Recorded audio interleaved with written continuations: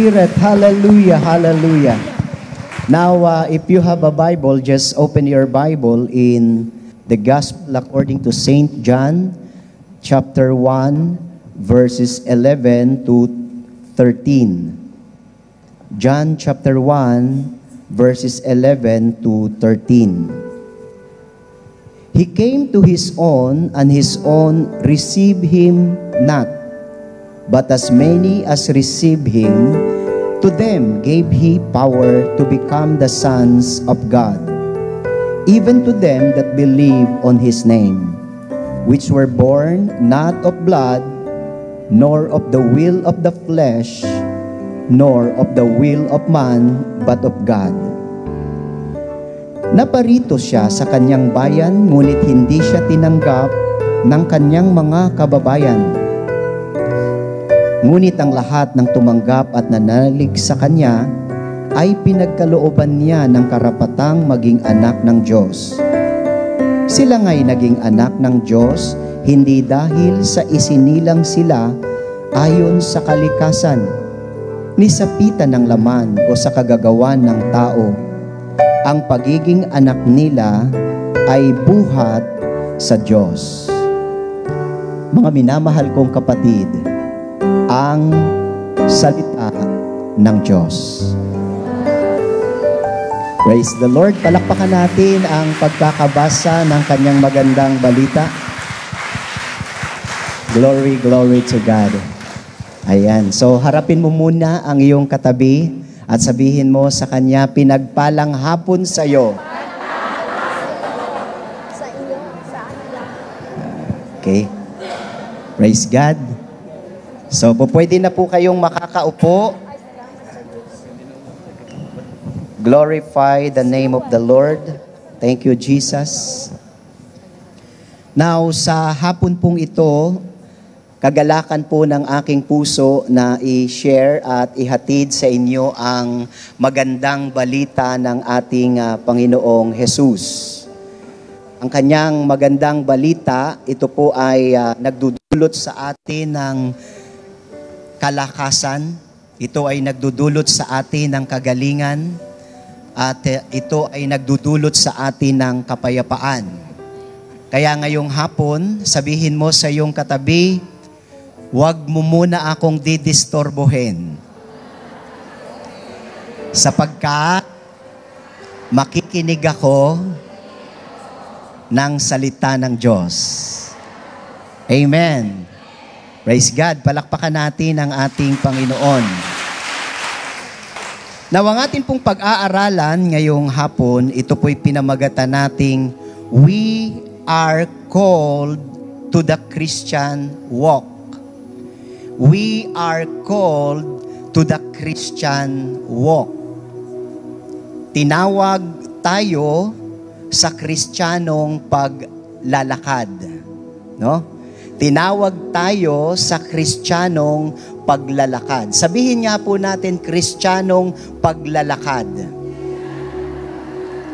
Okay, now sa atin pong pag-aaralan ngayon, napakahalaga po na ituon natin yung ating puso't isipan sa salita po ng Diyos.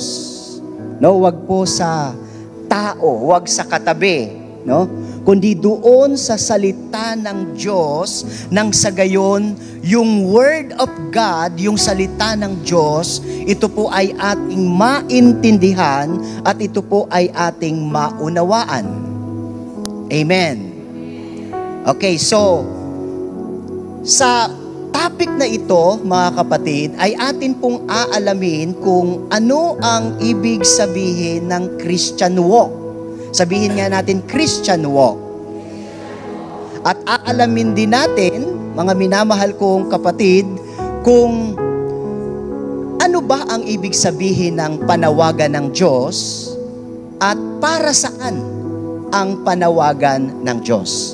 So itong mga katanungan na ito po ay iisa-isahin natin na sasagutin nang sa gayon, ito po ay ating maintindihan at atin pong maunawaan. Sabihin mo nga sa iyong katabi, Christian walk. Now, pag sinabing Christian walk, what is Christian walk mean?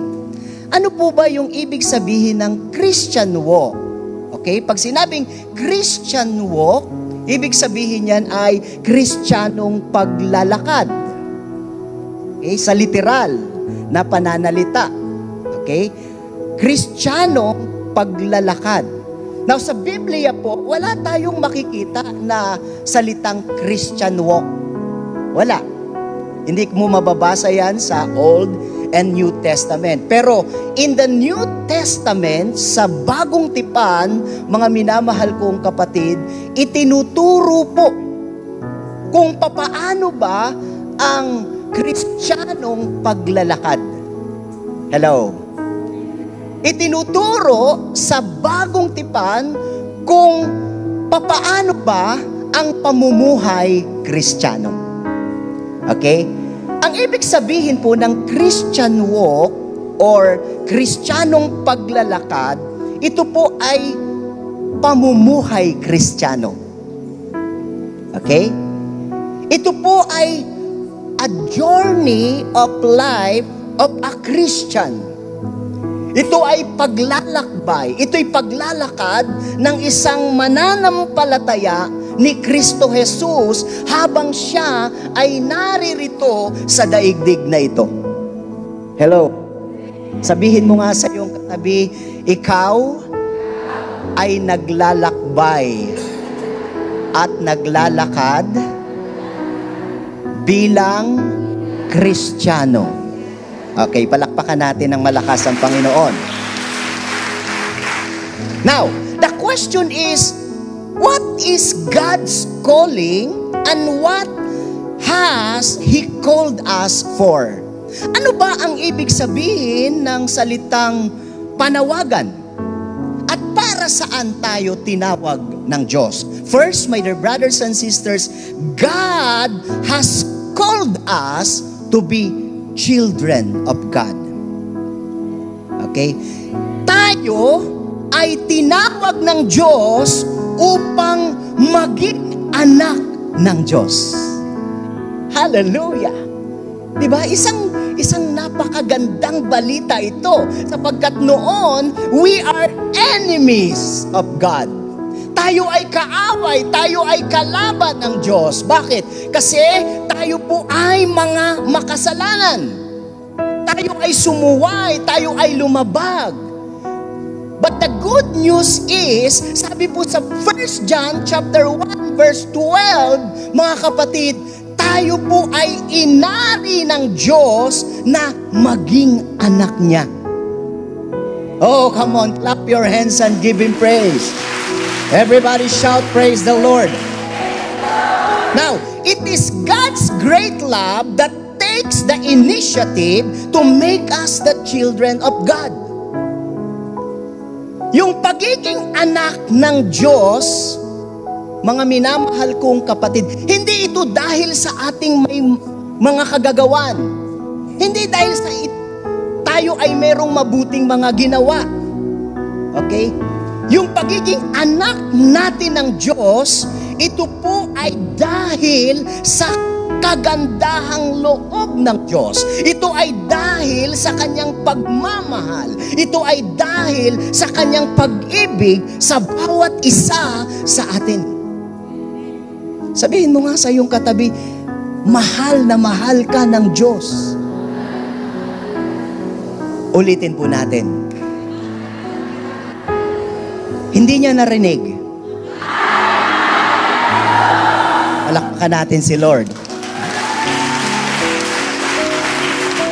Kasi minsan kahit malapit sa'yo at kinakausap mo, minsan hindi ka naririnig kasi iba yung nasa isip niya. Okay? Kaya kailangan mong ulit-ulitin para mag-gets niya, para makuha niya kung ano yung ipinaparating mo na mensahe. Kasi meron po dito na naririto nga siya, pero malayo ang kanyang iniisip.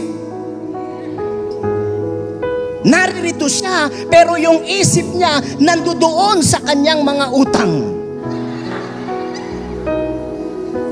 Naririto nga siya, pero yung isip niya nandoon sa kanyang kasintahan. Oh, hallelujah! Glory to God! Glory to Christ Jesus! Diba?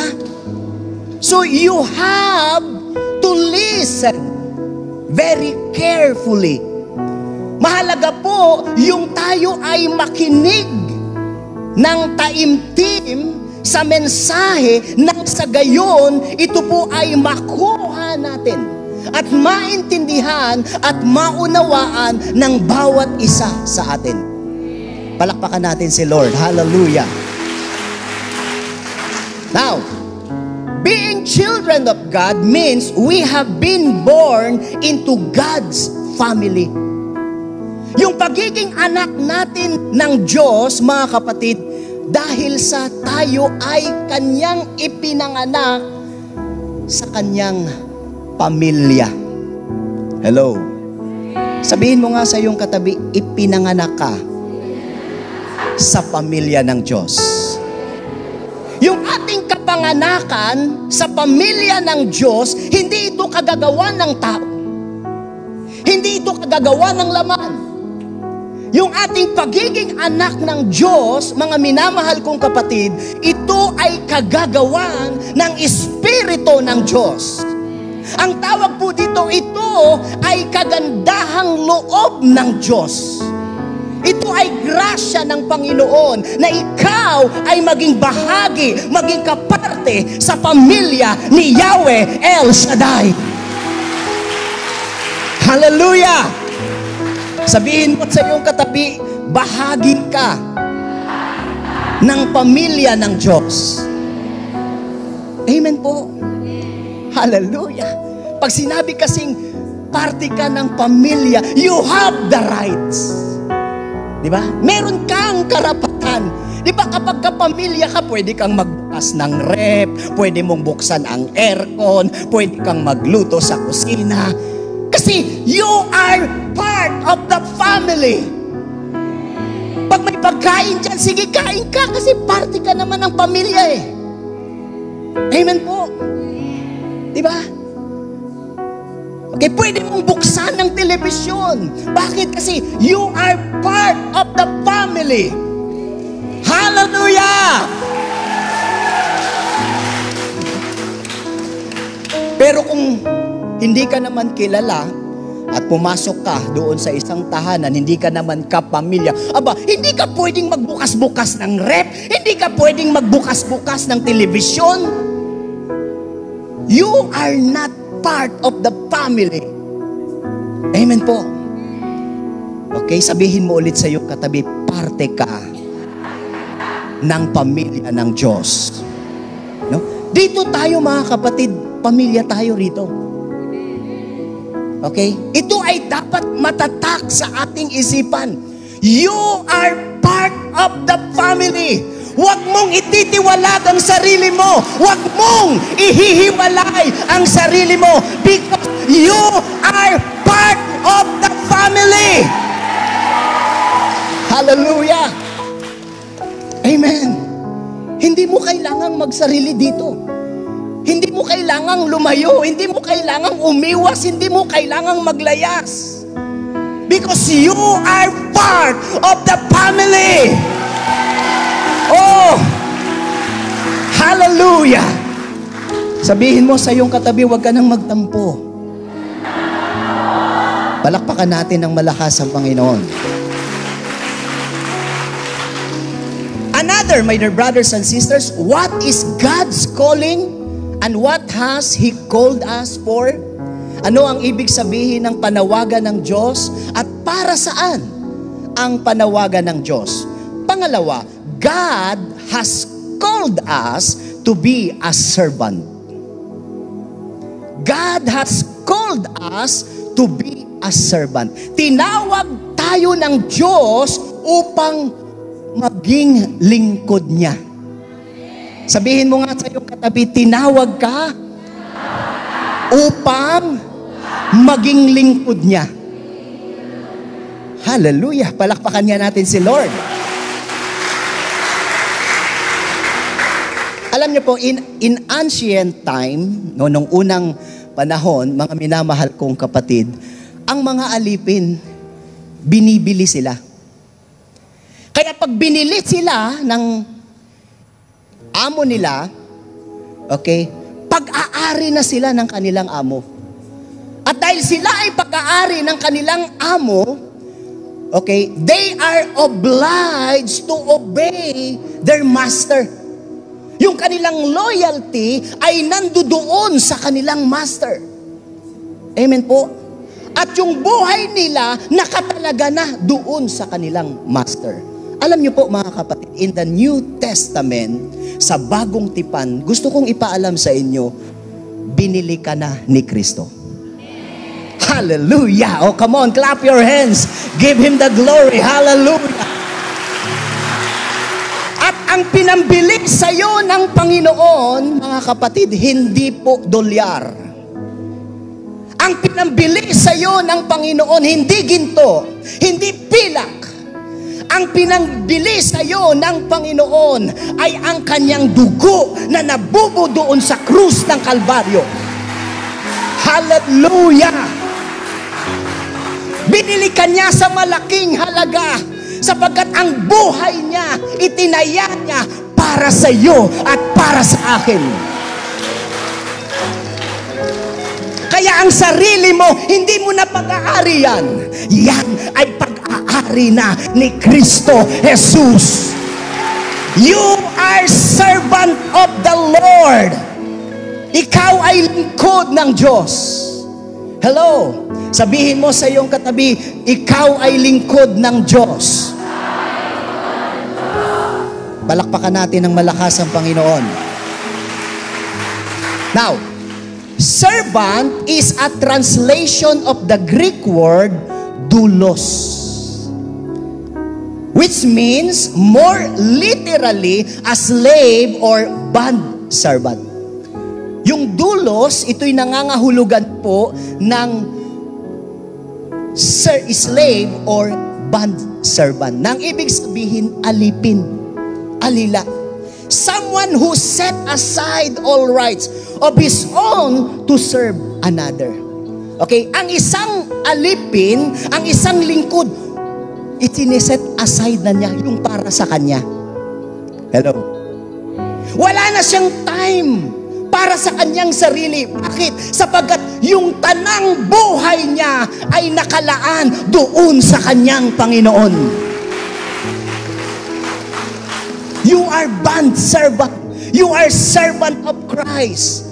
Kapatid, as long na nabubuhay ka at naririto sa daigdig na ito, ibigay mo ang buhay mo kay Kristo Jesus. Amen. Kaya sabihin mo sa iyong katabi, huwag kang tatamarin sa paglilingkod. Amen po. Okay. Hindi ka dapat tatamarin sa paglilingkod. Hindi ka dapat tatamarin sa pagsamba sa Kanya. Why? Sapagkat you are servant of the Most High God. Hallelujah! Ang servant, wala na siyang panahon para sa sarili niya. Hallelujah! Ang servant, yung kanyang sarili ay nakatalaga na para sa kanyang Panginoon, sa paglilingkod, sa pagsamba, para magbigay ng papuri, parangal sa Diyos na makapangyarihan. Everybody shout, praise God. Praise the Lord. Sabihin natin, hindi ako tatamarin maglingkod sa Panginoon. Amen. Kahit maraming obstacle, kahit maraming mga hardship in life, kahit maraming mga problema, at kabila ang mga persecution, kapatid, magpapatuloy pa rin sa paglilingkod kay Yahweh El Shaddai. Hallelujah! Sabihin mo ulit sa iyong katabi, huwag kang tatamarin sa paglilingkod. Amen po. Huwag kang maniniwala sa kalaban Satan is a liar. Hallelujah. Si Satanas ay sinungaling. Maraming mga discouragement na darating sa iyo sa paglilingkod. But I tell you, Satan is a liar. Nagsisinungaling siya. Gusto niyang dayain ka. Gusto niyang linlangin ka para panghinaan ka ng loob, para ma-discourage ka at mawala ka sa focus sa paglilingkod. Hallelujah. Don't believe on a lie. Huwag kang maniniwala sa kasinungalingan ng kalaban. 2,000 years ago, Satan is defeated. Hallelujah! 2,000 taon na ang nakakaraan. Si Kristo Jesus ay nagtagumpay sa krus ng Kalbaryo. Hallelujah! Everybody shout, praise God. Praise the Lord. Palakpakan natin ng malakas ang Panginoon. Now, a servant of Christ is one who has voluntarily set aside his or her personal rights in order to love, serve, and obey the will of God in Christ Jesus. So you see, pag servant ka, wala ka ng time para sa sarili mong kasiyahan. Dahil ang gusto mong matuwa at masyahan sa buhay mo ay walang iba, yung master na pinaglilingkuran mo. Oh! Kaya nga yung iba, mga kapatid, wala ng time para maghanap ng kanyang mapapangasawa. Hallelujah! Blessed singleness. Huwag kang malulungkot kung hanggang ngayon single ka pa rin. Dahil mayroong mga tao na nakatalaga ang kanyang buhay para maglingkod habang siya ay nabubuhay. Amen. Kaya sabihin mo sa iyong katabi, it's okay. Di ba? Alam niyo po, simple lang ang buhay. Kung dumating, salamat. Kung hindi dumating, salamat pa rin.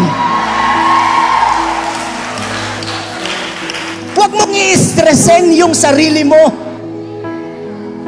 Kasi sa kakaantay mo, maiinit ka, maiinis ka. Manghihina ka lang, ano ba to? 60 years old na ako, wala pa rin. Oh, rabasika rabahande. Hallelujah. Huwag mong istresin yung sarili mo. Simple lang ang buhay. Amen po. Sabihin nga natin, thank you, Jesus. Hallelujah. So, servants of Christ die daily to sin and fleshly desires.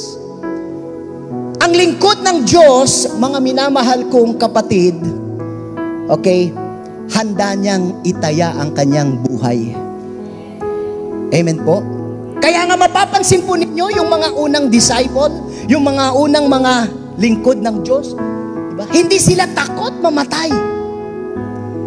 No? Yung iba sa kanila nilagari. Yung iba sa kanila pinakuluan sa mantika. Yung iba sa kanila, mga kapatid, ipinako sa krus. Yung iba pinalapa sa leon. Sumuko ba sila? Umayaw ba sila? Umatras ba sila? Huminto ba sila sa paglilingkod? Hindi. Handa nilang itaya ang kanilang buhay dahil sa paglilingkod kay Yahweh El Shaddai. Everybody shout, praise God. Now, another, my dear brothers and sisters, what is God's calling and what has He called us for? Pangatlo, mga kapatid, God has called us to be a good steward. Sabihin nga po natin, good steward. Okay, pag sinabing good steward, mabuting katiwala. Amen po? Mabuting katiwala. Bawat isa po sa atin ay pinagkatiwalaan. Sabihin mo nga sa iyong katabi, pinagkatiwalaan ka. Now, ang tanong, ano yung kanyang mga pinagkatiwala sa atin? Marami. Unang-una na dyan, yung buhay mo, pinagkatiwala sa iyo yan ng Diyos. Amen po. Kaya yung buhay mo na yan, mga kapatid, ay dapat mong ingatan. Pahalagahan. Bakit? Sapagkat ikaw ay pinagkatiwalaan ng iyong buhay. Amen po. Huwag mong sayangin ang buhay mo. Amen. Sabihin mo sa iyong katabi, huwag mong sayangin ang buhay mo. Amen po. Yung iba sinasayang yung buhay niya sa pamamagitan ng paggamit ng droga. Hello? Yung iba sinasayang yung buhay niya sa pamamagitan ng paggamit ng mga bagay na nakakasira ng kanyang katawan. Hello? No? Sabihin mo nga sa iyong katabi, gusto mo ba talagang gumaling? Sino rito yung gustong gumaling? Taas ang kamay. Alam niyo po yung mga doktor, tinuturo nila sa atin kung papaano tayo maging malusog, no? At gumaling sa ating mga sakit. Diba? At laging ina-advise ng doktor, iwas stress. Laging tinuturo ng doktor at ina-advise ng doktor, huwag kang kakain ng mga nakakasama sa iyong katawan. Diba? Ang problema sa atin, gusto nating gumaling. Okay? Kaya lang, okay, hindi naman tayo umaakma, umuugnay doon sa ating mga pinapanalangin. Bakit? Pinagpipray natin, Lord, pagalingin mo ako sa aking sakit. Pero patuloy ka pa rin kumakain ng lechon. Pero patuloy ka pa rin kumakain ng aligi ng alimango. Sarap kasi, no? Okay. Patuloy ka pa rin kumakain ng chicharon. No? Kumakagumkum pa, no? Tumutunog pa, mga kapatid. So you see, gusto nating gumaling, pero hindi naman tayo umaakma, umuugnay doon sa ating ipinapanalangin. Kung gusto mong gumaling, kapatid, umakma ka, umugnay ka doon sa iyong ipinapanalangin. Iwasan mo yung mga makakasama sa iyong kalusugan. Amen po? Gusto mo palang gumaling, pagkatapos hindi ka naman nag-e-exercise. Hello? Diba? Kasi Brad, ang sarap nakaupo, ang sarap nakahiga. Oh, sabihin mo nga sa iyong katabi, mula ngayon, iingatan ko, aalagaan ko ang katawan na ipinagkatiwala sa akin ng Panginoon. Okay, tandaan po natin mga kapatid, hindi lang ikaw yung gumagamit sa katawan na yan. Hello? Ang katawan na yan ay templo din ng Espiritu ng Diyos. Hello? Nananahan sa atin yung kanyang banal na Espiritu. Okay? Kaya dapat nating pahalagahan, dapat nating ingatan at mahalin ang katawan na ipinagkatiwala sa atin ng Diyos. Palakpakan natin si Lord. Sabihin mo sa iyong katabi, ang hina naman ng palakpak mo.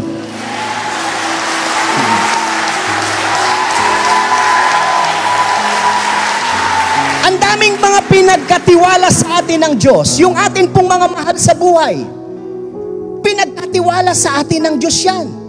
Yung asawa mo, yung anak mo, yung magulang mo, yung iyong mga kapatid, yan ay pinagkatiwala sa iyo ng Diyos. Amen po? No?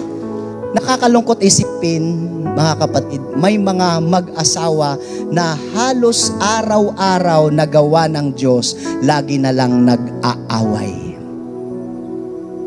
Hello? Diba? Araw-araw nagmumurahan. Araw-araw nagsisigawan. Diba?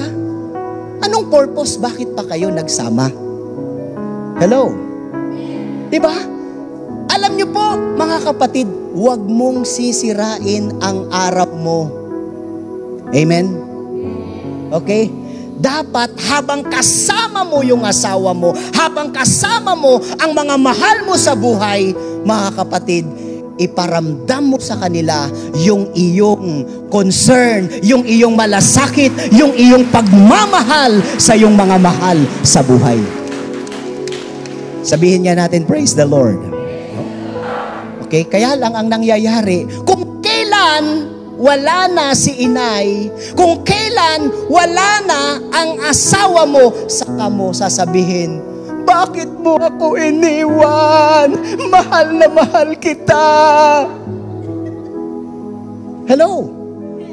Di ba nakakalungkot isipin? Kapatid, kahit maglupasay ka pa sa iyak, kahit magsisigaw ka pa sa burol, hindi ka na maririnig nun. Bakit hindi mo sabihin yan sa kanya na habang siya ay nabubuhay pa? Bakit hindi mo sabihin sa kanya yan na pwede mo pa siyang tawagan, pwede mo pa siyang i-chat? Amen po.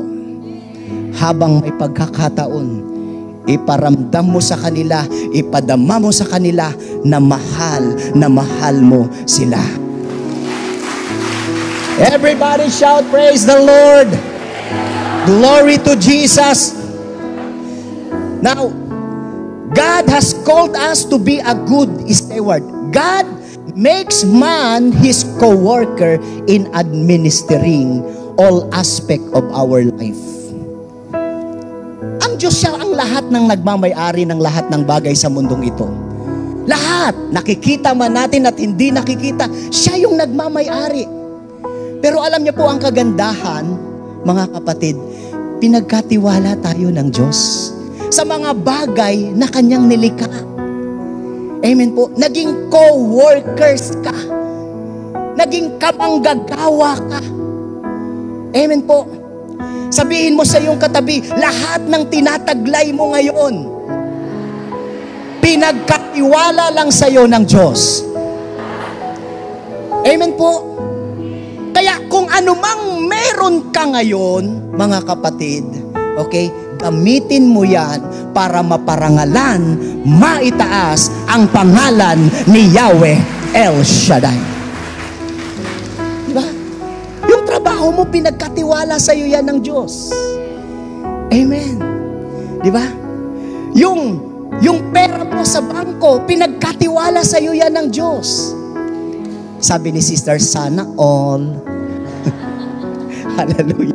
Palakpakan niya natin ng malakas ang Panginoon. Yung investment mo ngayon, pinagkatiwala sa iyo yan ng Diyos. Kapatid, gusto niyang i-bless ka. Gusto niyang pagpalain ka. Hindi lang para mayroong kang magamit. Kaya kanya i-bless. Kaya kanya pagpapalain. Dahil gusto niya na maging channel of blessing ka. Maging daan ng pagpapala.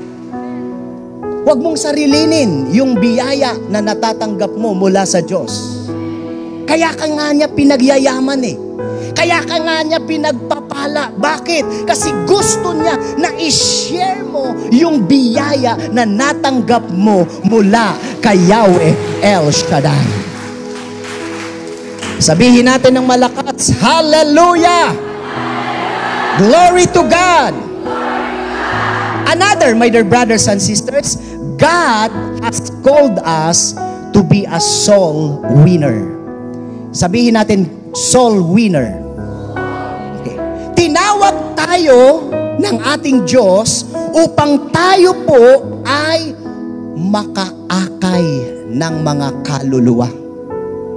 Sabihin natin, makaakay ng kaluluwa. Okay? Hindi naman kailangang marami kang maakay. Alam niyo po, kahit may isa ka lang na kaluluwang madala sa kanyang kaharian, libo-libong mga anghel na nagpupuri sa harapan ni Yahweh El Shaddai. Amen po. Samantalihin natin mga kapatid ang pagkakataon. Maraming mga taong inilalapit sa atin ng Diyos. I-grab natin yung pagkakataon na yung mga taong ito na inilalapit ng Diyos sa atin ay madala natin at maakay sa gawain ni Yahweh El Shaddai. Encourage your friend. Encourage your relatives. I-encourage mo yung mga kaibigan mo, mga kakilala mo, sister, brother. Punta tayo sa gawain ng Diyos. Amen po. No? Huwag nating sarilinin yung kaligtasan na natanggap natin mula sa Kanya. Bakit po? Sapagkat ang kaligtasan na ito ay para sa lahat ng tao sa buong mundo. Sabihin mo sa iyong katabi, ang hina ng palakpak mo.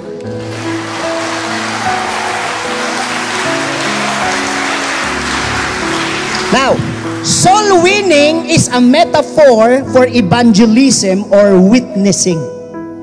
Sabi nga sa Matthew 28 verse 19 to 20, humayo kayo at gawin ninyong alagad ko ang lahat ng bansa at bautismuhan ninyo sila sa pangalan ng Ama, ng Anak at ng Espiritu Santo at turuang sumunod sa lahat ng ipinag-uutos ko sa inyo. Tandaan ninyo, ako'y laging kasama ninyo hanggang sa wakas ng panahon. Hindi mo kailangang mag-preacher para makaakay ka ng kaluluwa. Hindi mo kailangang maging worker para makaakay ka ng kaluluwa. Dahil kahit simple ka lang na attender o mananampalataya, lahat tayo ay inuutusan, mga kapatid, na ibahagi ang mabuting balita ni Kristo Jesus. Share the good news of the Lord Jesus Christ. Sabihin natin ng malakas, praise the Lord. And finally, my dear brothers and sisters, finally, God has called us to be as soldiers of Jesus Christ. Sabihin natin, soldier. Okay. Sundalo.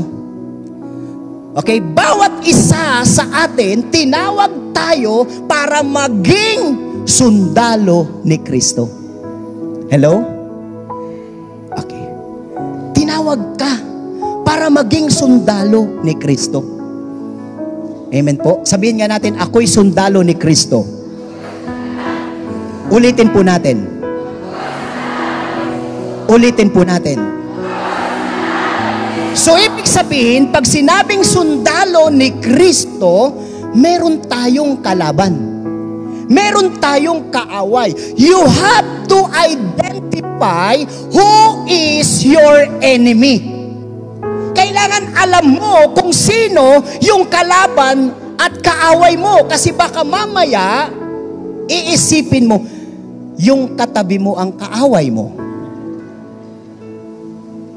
Which is wrong.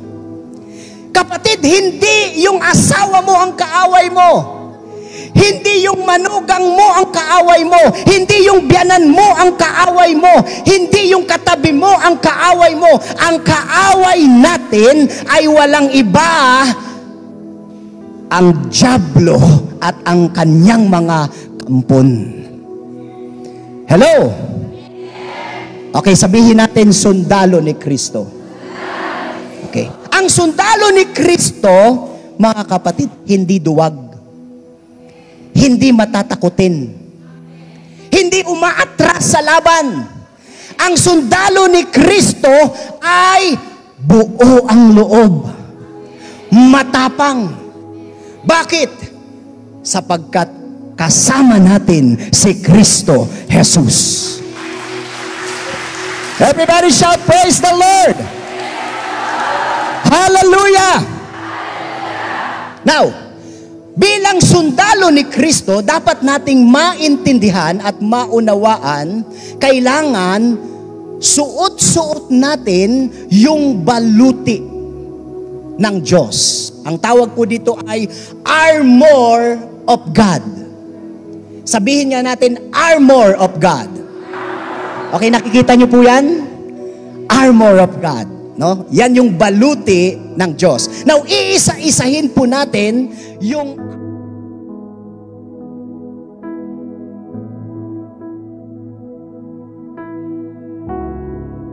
truth, mga minamahal kong kapatid.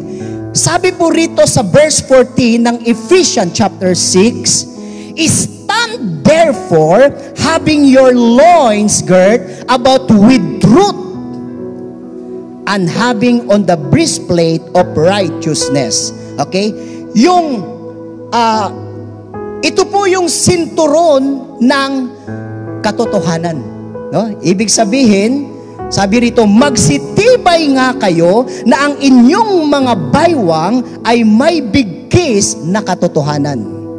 Bigkis ng katotohanan. Sinturon ng katotohanan. Dapat lagi nating suot-suot yun. Kasi kapag suot-suot natin yung sinturon ng katotohanan, kahit anong mga deception ng kaaway, hindi ka tatablan. Bakit? Suot-suot mo yung sinturon ng katotohanan. Walang kasinungalingan na pwedeng dumaya sa'yo. Why? Suot-suot mo yung sinturon ng katotohanan. Amen po. Okay. Pangalawa, mga kapatid, yung tinatawag na breastplate of righteousness. Okay? Ang isang sundalo, meron pong nakalagayan dito sa kanyang dibdib. Okay? Protection. Okay? Dito po sa kanyang tiyan, sa kanyang dibdib. Ito ay protection laban po sa mga palaso, no? Okay? At yan po ay bakal, no? Breastplate of righteousness. Sa atin, bilang mga Kristiyano, dapat suot-suot natin itong breastplate of righteousness. Sa verse 14, yung karugtong, sabi rito, and having on the breastplate of righteousness. Sabihin natin, breastplate of righteousness. Okay, ano po itong breastplate of righteousness? Ito po yung sakbat na baluti ng katuwiran.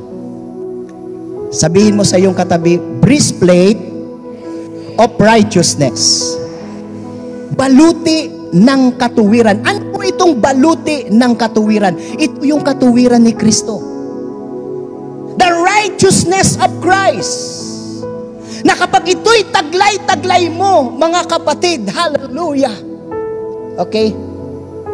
Hindi nakikita ng Diyos kung ano yung iyong mga pagkukulang, kung ano yung iyong mga pagkakamali. Ang nakikita niya sa iyo ay ang katuwiran at ang kabanalan ni Kristo Jesus. Kailangan suot-suot natin yung breastplate of righteousness. Nakikita si Kristo sa buhay mo. Yung katuwiran ni Kristo ang nakikita sa iyo. Sabihin natin, hallelujah. Glory to Jesus. Sabihin mo sa iyong katabi, kapatid, taglayin mo ang breastplate of righteousness. Ang breastplate of God. Okay, now yung pangatlo, mga kapatid, yung tinatawag na feet of peace. Ano po itong feet of peace? Sabi rito sa verse 15, and your feet shod with the preparation of the gospel of peace. At ang inyong mga paa ay may panyapak na paghahanda ng ebanghelyo ng kapayapaan. Isuot natin yung sandalyas ng kapayapaan. Amen po? Ano itong sandalyas ng kapayapaan? Ito yung pagiging handa mo. Na kung saan ka man dalhin ng Panginoon, nakahanda ka na i-share mo at ibahagi mo ang iyong pananampalataya kay Kristo Jesus. Sabihin nga natin, praise God. Praise the Lord. Palakpakan natin ng malakas ang Panginoon.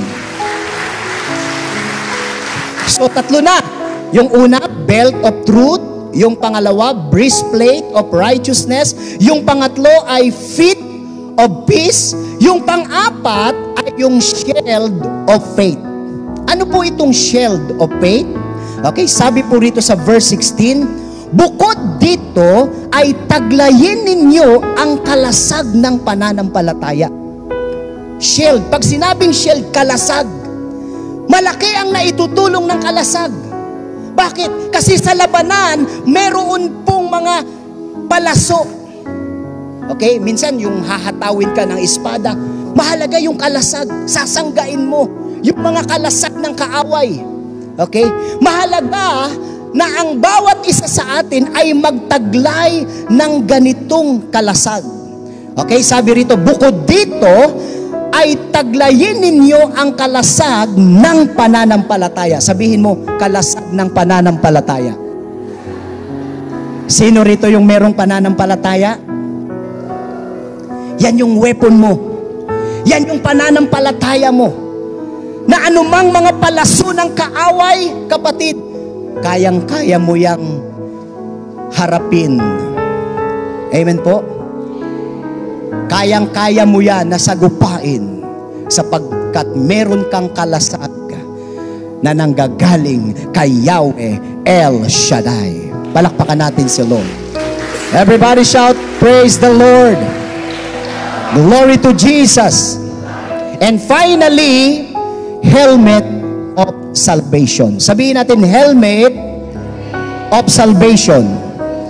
Okay? Ano po itong helmet of salvation? Sa verse 17, and take the helmet of salvation and the sword of the Spirit, which is the word of God.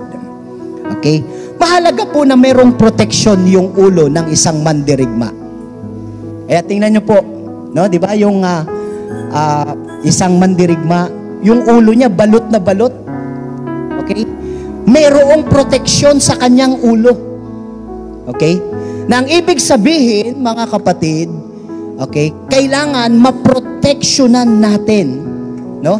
Yung wisdom, yung knowledge na ibinigay niya sa atin. No, na nasa ating isip. Okay? Kaya meron kang helmet of salvation. Yung salita ng Diyos. The Word of God is the sword. Ito po yung sandata, mga kapatid. Kaya sabihin mo sa iyong katabi, taglayin mo ang helmet of salvation. Amen po? And the sword of the Spirit. Okay, palakpakan natin ng malakas na palakpak ang Panginoon. Sabihin mo sa iyong katabi, ang hina ng iyong palakpak. So ngayon, mga kapatid, tandaan mo, you are a warrior. Ikaw ay mandirigma. Ikaw ay sundalo ni Kristo. Walang sundalo si Kristo na duwag. Walang sundalo si Kristo na matatakutin. Kapatid, you have to fight. Kailangan mong lumaban. Labanan mo yung depression na yan. Labanan mo yung stress. Labanan mo yung mga pagsubok na nararanasan mo sa buhay. Labanan mo anumang mga persecution na dumarating sa buhay mo. Labanan mo anumang mga kasinungalingan na ipinapaabot sa iyo ng kaaway. Tandaan mo, nilikha ka ng Diyos na mananagumpay. Amen po? You are victorious! Sabihin natin, ako'y matagumpay. Now, sa oras na ito, inanyayahan ko po kayong magsitayo.